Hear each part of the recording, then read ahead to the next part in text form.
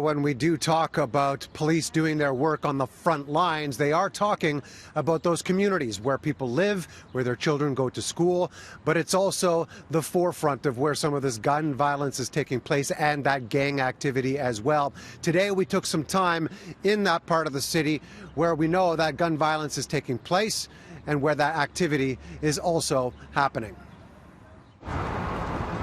They can easily be seen front and center on the streets of Lawrence Heights, police standing by in the school parking lot, doing their best to make their presence felt in the wake of recent gun violence, where families definitely don't feel safe. It's scary as a parent.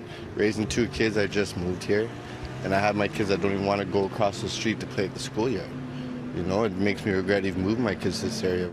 It's the first sign of what's to come as part of a new 11-week Project Community Space from Toronto Police, an initiative that's already being met with some skepticism from leaders in those neighborhoods. It's a typical police response because that's what he did last year. If it's not part of a bigger plan, a bigger program, a bigger initiative over a period of time, some people might refer to it as a Band-Aid solution or Band-Aid response. That's not what we want. Revitalizing Lawrence Heights has been part of a grander plan from the city with more investment and new development. The local councillor welcomes the police announcement but wants it to be taken a step further. I want a mini community police station in Lawrence Heights. I've been asking that for years.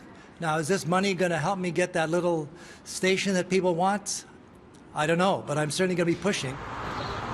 Ask those living in these buildings and walking these streets, and they say they need more than just a few police cars parked out front during the day for gun violence to go away.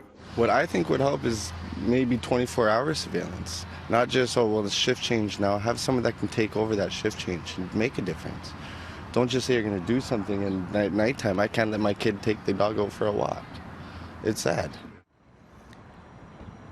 Now, this is an example of the community taking things into their own hands and not necessarily relying on the police in a brand new plan that has come forward today. It's an event that's taking place tomorrow night called a community conversation on gun violence. And what they're doing is they're asking residents to come forward with some of their ideas and provide some solutions at the same time. The event will be taking place from 6:30 to 8:30 p.m. at the Lawrence Heights Community Center.